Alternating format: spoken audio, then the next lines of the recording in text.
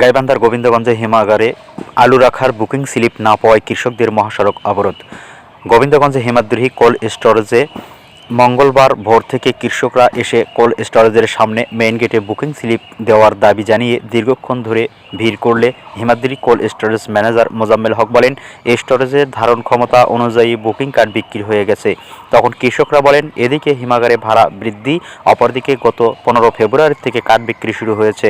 আজ 18 তারিখের মধ্যেই সমস্ত কার্ড বিক্রি হয়ে গেল, কেমন কথা? এমন উত্তরে অসন্তুষ্ট দেখা দেয় কৃষকদের মাঝে।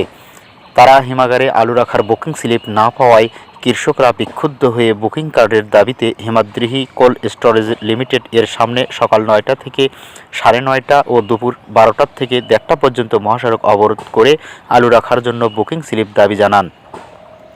এ খবর পেয়ে গোবিন্দগঞ্জ উপজেলা নির্বাহী অফিসার সৈয়দা ইয়াসমিন সুলতানা, উপজেলা সহকারী কমিশনার ভূমি আসাদুজ্জামান, উপজেলা কৃষি অফিসার মেহেদি হাসান, গোবিন্দগঞ্জ থানার OC Bulbul Islam, highway OC Mozaffar Hossain, police পরিদর্শক তদন্ত আবু ইকবাল পাশা ঘটনাস্থলে গিয়ে বিষয়টি সমাধানের আশ্বাস দিলে কৃষকরা অবরোধ তুলে নেয়।